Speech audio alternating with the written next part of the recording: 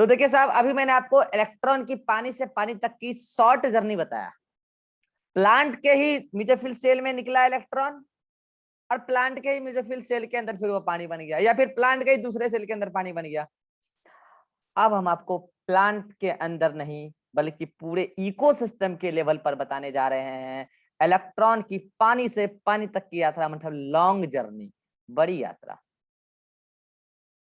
ठीक है, और इस बड़ी यात्रा को बताने से पहले मैं इकोलॉजी के इकोसिस्टम चैप्टर का एक छोटा सा कंसेप्ट बताऊंगा, और आप लोग ये 10th क्लास में भी पढ़े होंगे और आसानी से समझ में आ जाता है चीजें। ठीक है, छोटा सा कंसेप्ट में क्या बताने जा रहा हूं कि फूड चेन, क्या बताने जा रहा हूं मैं आपको, फूड चेन, एक नॉर्मल फूड चेन। बाकी तो फूड चेन कई प्रकार के होते हैं, वो तो आप जब वहां पढ़ेंगे तो आप पूरा डिटेल में समझेंगे कि फूड चेन क्या होता है। ठीक है, बस यहाँ पे जस्ट एक नॉर्मली मैं आपको बताने जा रहा हूँ कि व्हाट इज फूड चेन। तो मैं आपको ये भी दिखाने जा रहा हूँ कि कौन किसको खाएगा, क्या जाएगा, क्या पाएगा।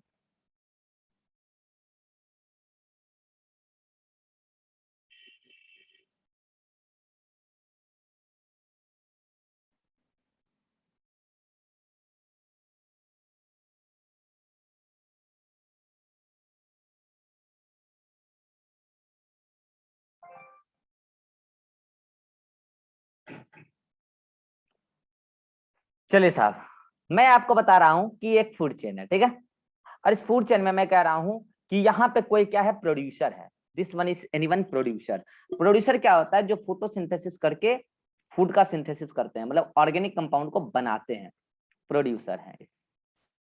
यहाँ पर कोई ना कोई, जिसको बोलते हैं हम लोग प्राइमरी कंज्यूमर, वो हर्बीवोर होता है। ठीक है, हर्बीवोर है।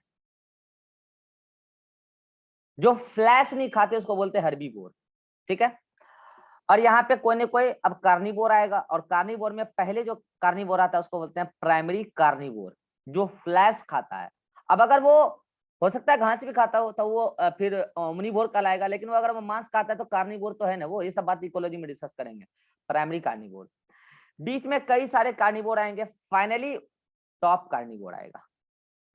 अब भाई इस सब के बारे में डिटेल चर्चा हम इकोलॉजी में करेंगे, हमको जो चर्चा यहाँ करना है वो हम यहाँ करेंगे। ठीक है, मैं मान रहा हूं कि यहाँ पे प्रोड्यूसर कौन है, ग्रीन प्लांट, ग्रीन प्लांट है। और हर्बीवोर कौन है, मान लो क्या मान लें, मेरा फेवरेट बकरा। ठीक है, ठीक है, और बकरे को खाऊंगा मैं,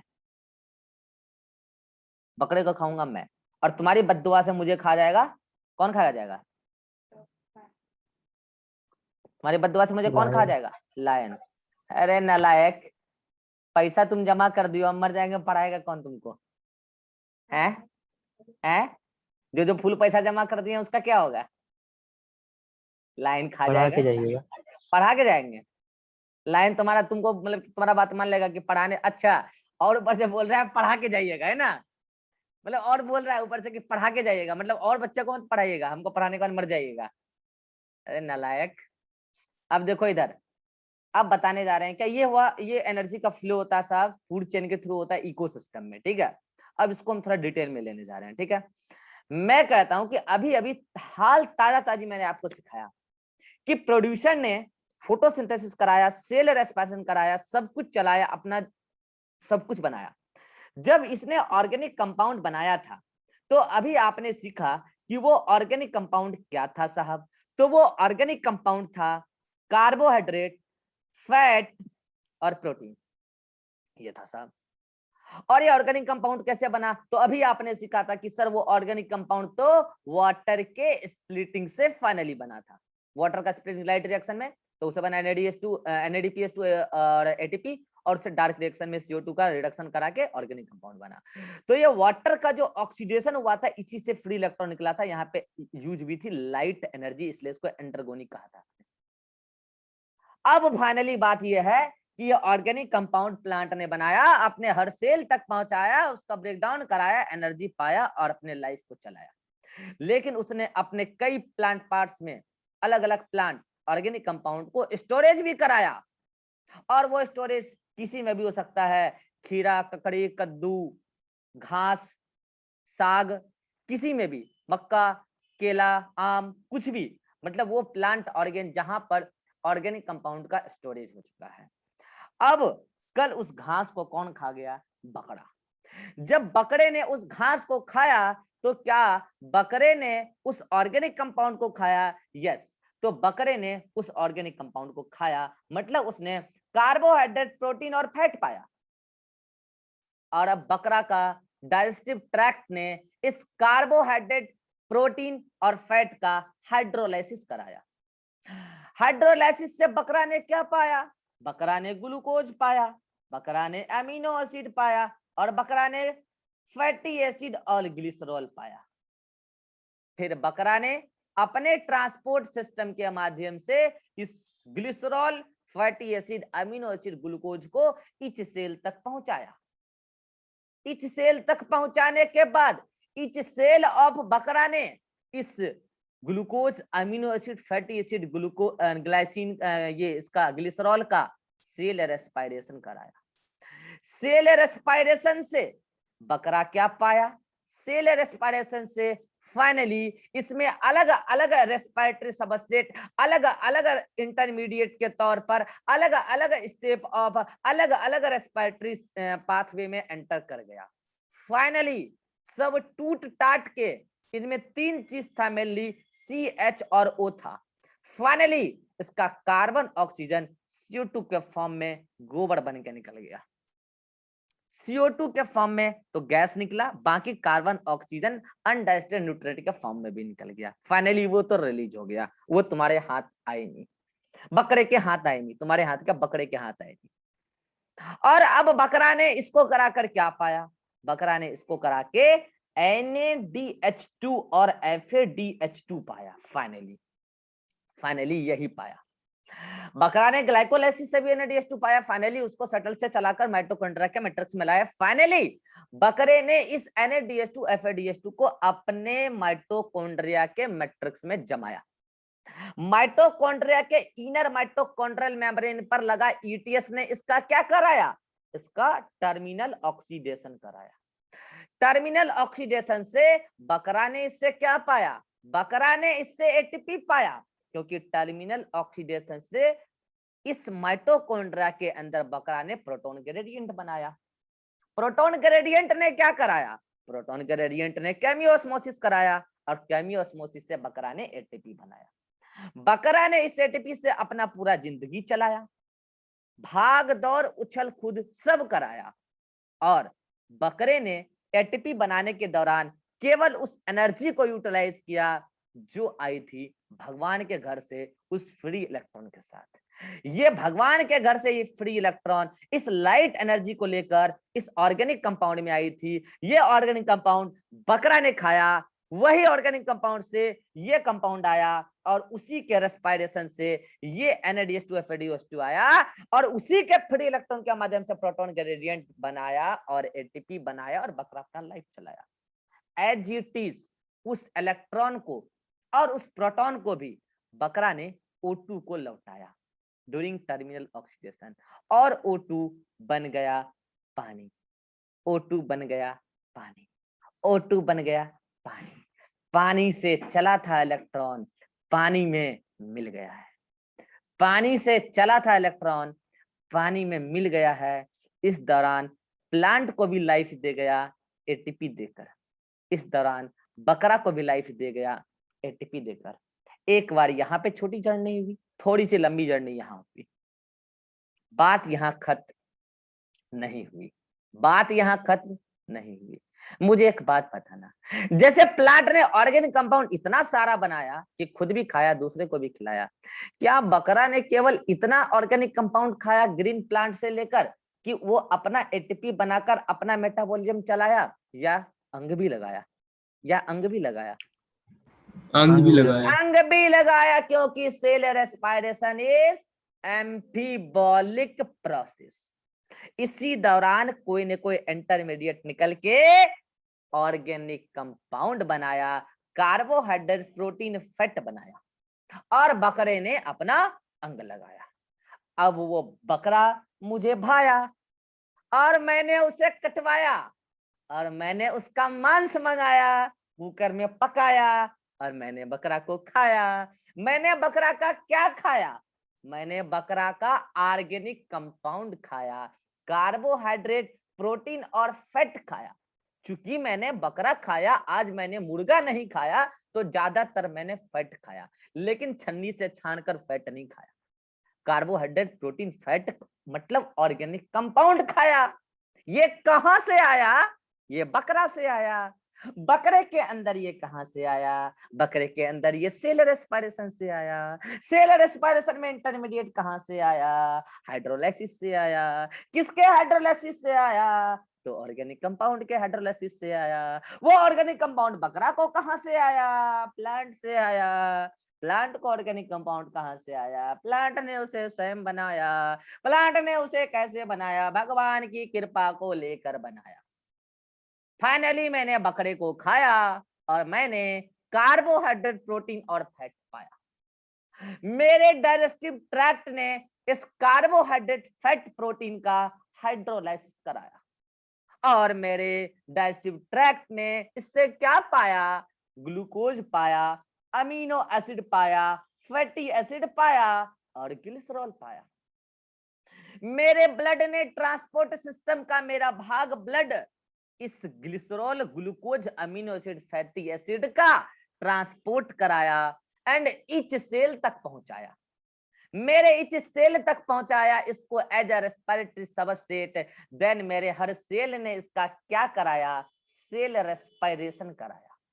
मेरे सेल ने इसको सेल रेस्पिरेशन कराकर क्या पाया? इसमें मौजूद कार्बन, हाइड्रोजन, ऑक्सीजन में से कार्बन और ऑक्सीजन को CO2 के फॉर्म में उड़ाया।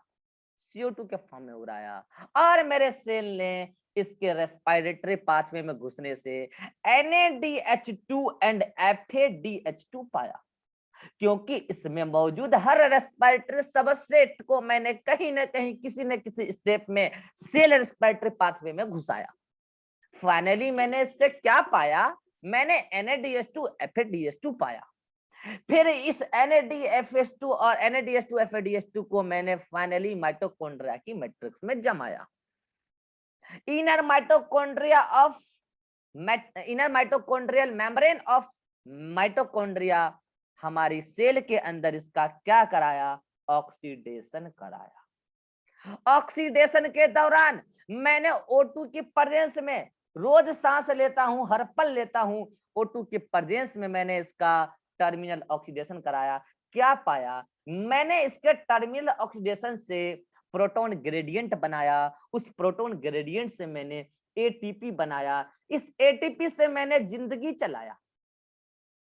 इस ATP की मदद से रोज मैं आपको 4 घंटा पढ़ाया। अलग अलग बैचेस में अलग अलग क्लास चलाया। अलग अलग समय पर अलग अलग बच्चों को डाउट भी बताया। समय आने पर बच्चों को मैंने खूब कुटाया और समय आने पर मैंने पढ़ाई भी किया और समय आने पर मैंने अपना हर जिंदगी चलाया। कभी बाइक चलाया, कभी साइकिल चलाया, तो कभी कोचिंग चलाया, तो कभी राजनीति करने वाले के अगेंस्ट मैंने राजनीति चलाया। कुल मिलाकर मैंने अपना जिंदगी चलाया। मैंने क्या पाया? मैंने केवल एनर्जी पाया। मैंने बकरे को खाकर क्या पाया? मैंने एनर्जी पाया। मेरा कर्तव्य था कि जो मैं लिया हूं इलेक्ट्रॉन और प्रोटॉन, इस कार्बोहाइड्रेट, फैट, प्रोटीन से मैं उसको लौटा दूं। इसीलिए मैंने उस इलेक्ट्रॉन और प्रोटॉन को लौटाया। किसको लौटाया? ऑक्सीजन को लौटाया, तो पानी बनाया। ये इलेक्ट्रॉन जो यहां से चली थी वाटर के ऑक्सीडेशन से, भगवान की कृपा को लेकर, वो इलेक्ट्रॉन इस ऑर्गेनिक कंपाउंड में आया। वो ऑर्गेनिक कंपाउंड यहां आया। फाइनली वो ऑर्गेनिक कंपाउंड यहां आया और वही इलेक्ट्रॉन अब इस वाटर में आया। वही इलेक्ट्रॉन इस वाटर में आया। इस दौरान हर किसी ने उस इलेक्ट्रॉन के फ्री एनर्जी से अपना अपना ATP बनाया, अपना अपना जिंदगी चलाया। कल को किसी बच्चे का मुझे लग गया बद्दुआ। दिन रात इरहान को देता रहता हूं मैं डोज कि ताकि पढ़ ले, पढ़ ले, पढ़ ले, पढ़ ले, अच्छा नंबर से पास कर जाए। इसको लग गई एक दिन गुस्सा। इसने भगवान से मांगा बद्दुआ, वो भी मेरे लिए, और एक शेर को लाकर मेरे सामने छोड़ गया। शेर ने अपना मूड बनाया और शेर ने मुझे खाया। शेर ने मुझे खाकर क्या पाया? शेर ने मुझे खाकर वही कार्बोहाइड्रेट, प्रोटीन और फैट पाया, क्योंकि मैंने जब बकरा को खाया तो मैंने ना सिर्फ एनर्जी बनाया, मैंने अपना अंग भी लगाया। Because cell respiration is amphibolic process. बोल भाया, यहां तक समझ में आया? अरे आया? Yes sir. हाँ सर। आया। तो इरहान ने भगवान से बद्दुआ मांगा और मेरे सामने एक शेर लाया। शेर ने अपना मूड बनाया और मुझको खाया। शेर ने मुझको खाकर क्या पाया? शेर ने मुझको खाकर वही organic compound carbohydrate, protein, fat पाया। Lion top consumer. इस बीच में और भी कई सारे अदर ऑर्गेनिज्म आया, सब ने वही चलाया जो हमने चलाया। फाइनली उसको लायन ने खाया, या फिर मुझे ही लायन ने खाया। फाइनली टॉप कंज्यूमर ने कार्बोहाइड्रेट, फैट, प्रोटीन पाया और टॉप कंज्यूमर के डाइजेस्टिव ट्रैक्ट ने इसका हाइड्रोलाइसिस कराया। हाइड्रोलाइसिस से लायन ने क्या पाया? लायन ने ग्लूकोज पाया, अमीनो एसिड पाया, फैटी एसिड पाया और ग्लिसरॉल पाया। इस दौरान इस कार्बोहाइड्रेट, फैट, प्रोटीन की कार्बन, हाइड्रोजन, ऑक्सीजन इसमें कन्वर्ट कराया और अब लायन की हर सेल तक, लायन की ट्रांसपोर्ट सिस्टम ने इसको हर सेल तक पहुंचाया। लायन की हर सेल ने इसका क्या कराया? सेल रेस्पिरेशन कराया। सेल रेस्पिरेशन से लायन ने इससे क्या पाया? लायन ने इसका कार्बन और ऑक्सीजन CO2 के फॉर्म में बनाकर उड़ाया और लायन इससे NaDH2 एंड FADH2 पाया। फिर लायन के माइटोकॉन्ड्रिया के इनर माइटोकॉन्ड्रियल मेम्ब्रेन पर लायन ने इसका टर्मिनल ऑक्सीडेशन कराया। इस दौरान लायन ने O2 को as electron and proton acceptor बुलाया। लायन ने जब इसका ऑक्सीडेशन कराया NaDH2 FADH2 का, तो लायन ने इससे ATP पाया। लायन जिसकी वजह से अपना जिंदगी चलाया, यहां तक कि इसी एनर्जी की वजह से लायन ने मुझ जैसे को खाया। जब लायन ने मुझे खाया, मैंने भी विरोध जताया, लेकिन मेरा विरोध लायन के समय नहीं चल पाया। फाइनली लायन ने मुझे खाया। लायन ने इस काम के लिए भी एनर्जी लगाया। वो एनर्जी भी लायन पहले किसी को खाए के बाद जो एटीपी बनाया, उसी से मुझे उसने भी खाया और लायन इस दौरान उस इलेक्ट्रॉन, प्रोटॉन को O2 को लौटाया और लायन ने भी पानी बनाया। अब वो इलेक्ट्रॉन जो मेरे तक पहुंची थी इस ऑर्गेनिक कंपाउंड में, वो इलेक्ट्रॉन यहां पहुंच गई, वो इलेक्ट्रॉन इस पानी के पास पहुंच गई। ये वही इलेक्ट्रॉन है, ये वही इलेक्ट्रॉन है जो भगवान की कृपा को लेकर निकली थी। कहाँ? ग्रीन प्लांट के मीजोफिल सेल के, क्लोरोप्लास्ट के, ग्रेना थैलेकॉइड के ल्यूमेन। ये वही इलेक्ट्रॉन है। फ्लो करती चली गई, फ्री एनर्जी रिलीज करती चली गई, प्रोटॉन ग्रेडियंट बनाती चली गई, एनर्जी बनाती चली गई, एटीपी देती चली गई। और अब मुझ जैसे को जो खाएगा वो ऐसा थोड़ी है वो बच जाएगा। मेरी आत्मा ने भगवान से गुहार लगाया, हे महादेव, किसी ने मेरे ऊपर बद्दुआ बरसाया, मेरी रक्षा करो, हे भगवान मेरी आत्मा की तो रक्षा करो। भगवान ने मेरा दुआ सुना और भगवान ने उस लायन को बद्दुआ दिया। 4 दिन के बाद लायन चल बसा।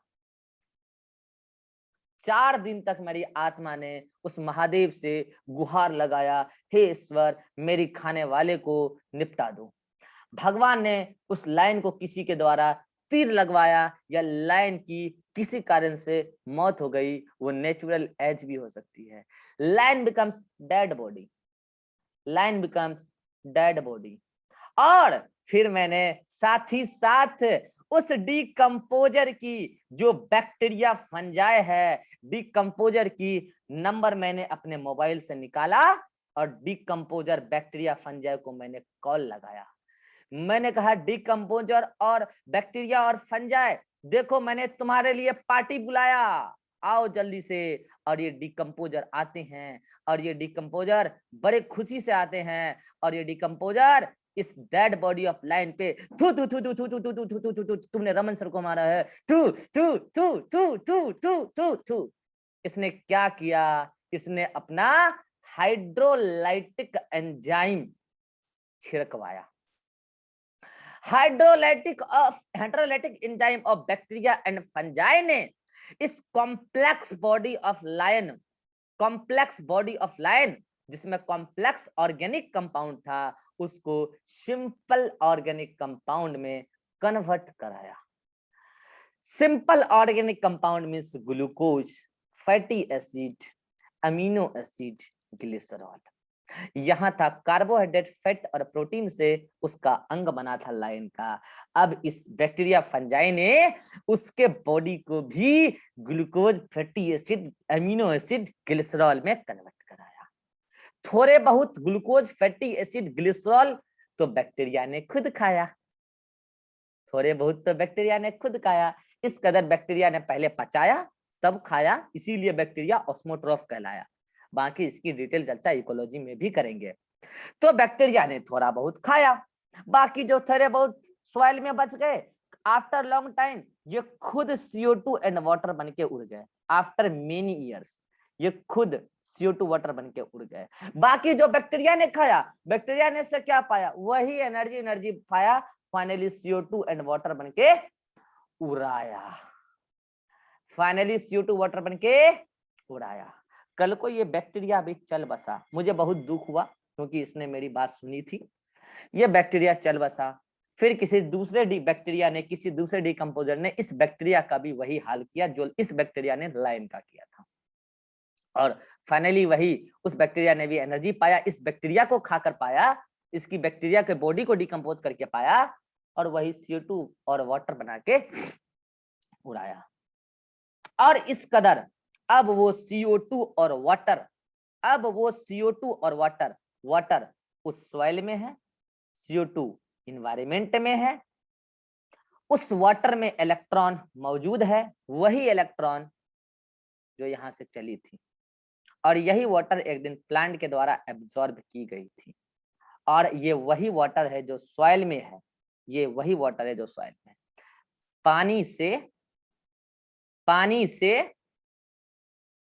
पानी तक की यात्रा, पानी से पानी तक की यात्रा, किसकी यात्रा, इलेक्ट्रॉन की बड़ी यात्रा, क्योंकि ये काफी लंबी जर्नी है। अभी आप देखिए प्रीवियस मीटिंग में शॉर्ट जर्नी थी। कहानी समाप्त नहीं हुई,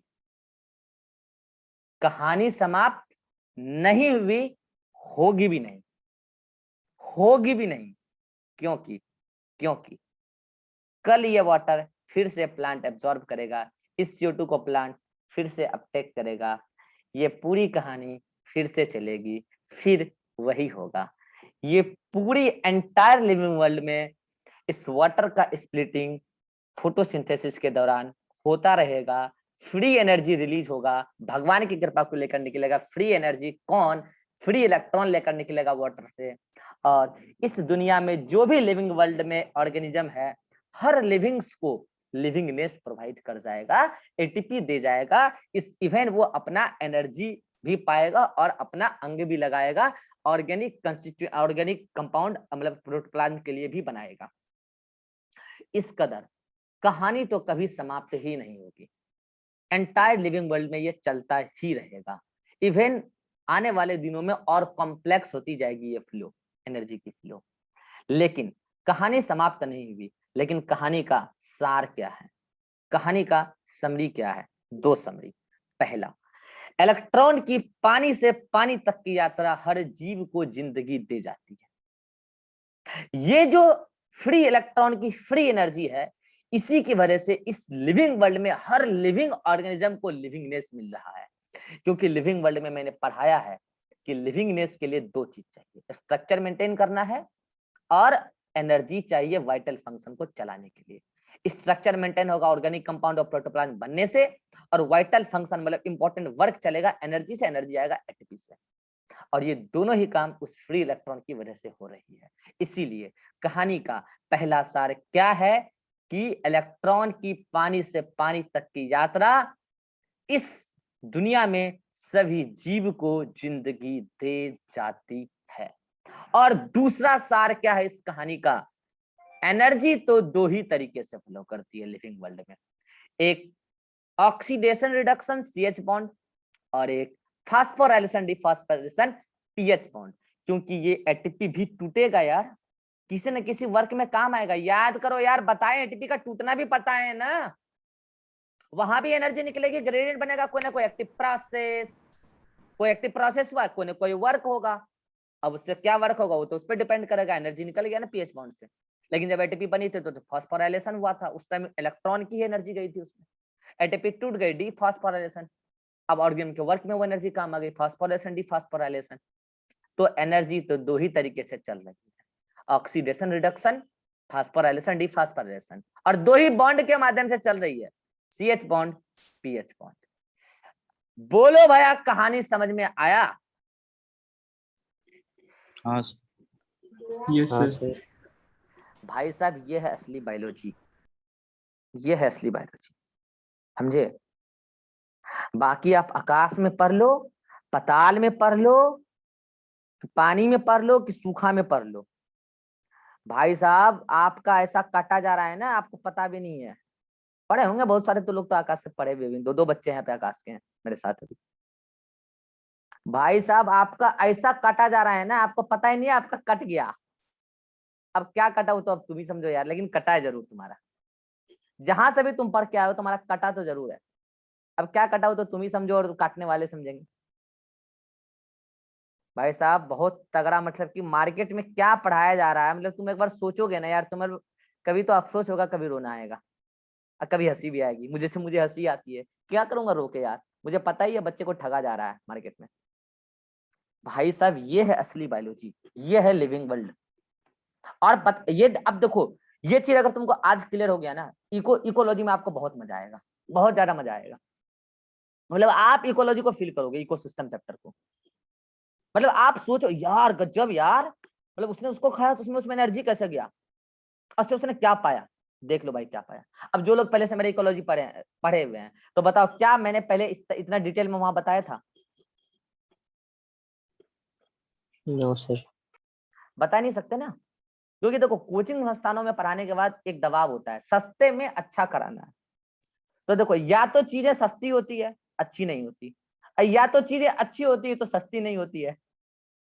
सस्ते में अच्छा हो ही नहीं सकता है, ठीक है? तो खैर क्या, कोचिंग संस्थानों में जब पढ़ा रहे थे तो कोचिंग के दबावों में काम करना है, ठीक है, वो जैसे कहेंगे वैसे करना है, तो हो जाता है वहां पे थोड़ा इश्यू हो जाता है सिलेबस खत्म करने को लेकर। यहाँ मैं अपने अकॉर्डिंग ले रहा हूँ, 3-3 घंटा 4-4 घंटा क्लास ले रहा हूँ, और ऐसा नहीं कि आपका टाइम वेस्ट कर रहा हूँ। अरे भैया आप बायोलॉजी के चीजों को सीख के ही ना आगे बढ़ेंगे यार। हाँ, आप बायोलॉजी के बिना आगे बढ़ सकते हैं क्या, अगर आप बायोलॉजी लिए हैं तो? और इसका रियल कंसेप्ट अगर आप नहीं सीखे, आज आप नहीं सीखे तो कल आप सीख लेंगे कॉलेज में, क्या लगता है? कॉलेज में प्रोफेसर आंधी की तरह आएगा क्लास में और तूफान की तरह निकल जाएगा, अब तुम्हारे ऊपर क्या बारिश कर जाएगा तुम्हें पता भी नहीं चलेगा। कॉलेज में ये सब चीज नहीं सिखाएंगे तुम्हें। कॉलेज में सेल्फ नॉलेज इज कॉलेज, कोई नहीं पढ़ाने वाला ये सब। डायरेक्ट क्वेश्चन दागेंगे, क्वेश्चन डायरेक्ट, कोई नहीं सिखाता वहाँ कॉलेज में। कोई भी कॉलेज चले जाओ, मेडिकल कॉलेज चले जाओ, एग्रीकल्चर चले जाओ, BSc करने जाओ, बायोटेक कहीं पे भी चले जाओ, अच्छे कॉलेज में नहीं पढ़ाते, तो बेकार कॉलेज का तो वैसे ही छोड़ दो। इसलिए भाई साहब आप, मतलब आपका भाग्य अच्छा है कि आपको यहाँ इस प्लेटफॉर्म पर पढ़ने का मौका मिला है, और इस प्लेटफॉर्म का आप गलत उपयोग ना करें, क्लास के बाद मस्ती ना करें। मतलब इस प्लेटफॉर्म का आप जितना भरपूर इस्तेमाल कर सकते हैं, अपने भेजा को जितना खोल सकते हैं, मतलब आपके ब्रेन में जितने ताले लगे हैं सब खोल लो। मतलब आप इस प्लेटफॉर्म पे ही कर सकते हैं काम, अदरवाइज बाकी जगह तो आप बस वही ताला लगा के अंधभक्त बन के रटते रहते हैं चीजों को, कि प्राइमरी कार्निवोर होता है उससे एनर्जी जाता है टॉप कार्निवोर। क्यों जाता है आपको पता ही नहीं आज तक, और आपको पता ही नहीं है कि इस दौरान एनर्जी का लॉस भी होता है। और बताते हैं कैसे। थर्मोडायनामिक्स का लॉ कहता है दोनों लॉ को फॉलो करता है इकोसिस्टम, ये बात इकोलॉजी में बताएंगे। दोनों लॉ को फॉलो करता है, energy can't be created and can't be destroyed. Only the conversion of energy from one form to another form is possible. ये देखो, ये एनर्जी था यहाँ पे लाइट एनर्जी, लाइट एनर्जी से ये क्या है केमिकल एनर्जी, और वही केमिकल एनर्जी कन्वर्ट हुआ फाइनली, और फाइनली वो केमिकल एनर्जी देखो कन्वर्जन हुआ। तो पहला लॉ तो यही हो गया कि एनर्जी जो इस लिविंग वर्ल्ड में फ्लो हुआ ये कोई बनाया नहीं है प्रोड्यूसर ने, ये तो लाइट एनर्जी को कन्वर्ट किया है। तो पहला लॉ फ्लो हुआ कि नहीं हुआ। दूसरा लॉ कि एनर्जी का जब भी फ्लो होता है एक सिस्टम से दूसरे सिस्टम में तो एनर्जी का लॉस होता है। हाँ होता है, इस दौरान भी एनर्जी का लॉस हुआ है। एटीपी बना था, एटीपी टूटने के बाद एनर्जी लॉस हुआ ना, इस दौरान भी एनर्जी का लॉस हुआ है, इस दौरान भी एनर्जी का लॉस हुआ है। एटीपी हर कोई बना रहा है, वो एटीपी टूटेगा तो कोई ना कोई वर्क होगा। और जब भी एनर्जी का फ्लो होता है एक सिस्टम से नेक्स्ट सिस्टम तो 100% नहीं होता है, कोई 100% चीज नेचर में नहीं होता है, तो एनर्जी का लॉस होता है। सेकंड लॉ भी फॉलो कर रहा है इकोसिस्टम। अब बाकी आप तो क्या करते हो, फिजिक्स में भी रट लेते हो, केमिस्ट्री में भी रट लेते हो, और फिर बायो में आके भी रट लेते हो, और आपको पता नहीं होता कि इकोसिस्टम कैसे फॉलो कर रहा है फर्स्ट लॉ और सेकंड लॉ को। भाई साहब सच तो यही है, कंसेप्ट तो यही है। अब बाकी आपको क्या पढ़ाया जा रहा है मैं सुनने में इंटरेस्टेड हूँ, आप क्या पढ़ के आओ मुझे सुनने में बिल्कुल इंटरेस्ट नहीं है। मुझे पता है कि आप गोबर पढ़ के आओ और गोबर ही निकालोगे, आप उल्टी करोगे, ढंग का चीज कुछ नहीं बोलोगे। अगर ढंग का बोलना है ना तो ये जो आपके सामने दिख रहा है ना यही बोलना। आज के बाद कोई कुछ भी बोले जवाब यही होगा। Flow of energy in living world दो ही तरीके से, कैसे, ऑक्सीडेशन रिडक्शन, फास्फोराइलेशन डिफॉस्फोराइलेशन, दो ही बॉन्ड के फॉर्म में, CH bond PH bond, that's all, कहानी खत्म। इसके अलावा लिविंग वर्ल्ड में एनर्जी का फ्लो और किसी तरीके से नहीं होता। बोलो अब समझ में आ गया। हाँ सर। इस मीटिंग का हमारे पास कितना समय है, 5 मिनट्स। तो आप लोग क्या करेंगे, जब सब कोई पढ़ लेंगे, मैं परफेक्टली 10 मिनट दे रहा हूँ इस नोट्स, मतलब कि ये लॉन्ग जर्नी का जो पूरा का पूरा पेज है उसको पढ़ने के लिए नोट्स में 10 मिनट में आप पूरा पढ़ लें। उसके बारे में नया मीटिंग क्रिएट करेंगे और फिर बताएंगे आगे हम क्या पढ़ेंगे, और फिर वो डिस्कशन करना है कुछ, ठीक है, वो बता देंगे, ठीक है। लेकिन इतना पहले जल्दी से पढ़ लीजिए, हम परफेक्टली 10 मिनट दे रहे हैं, नोट्स आपको मिल चुका है, ठीक है। चलिए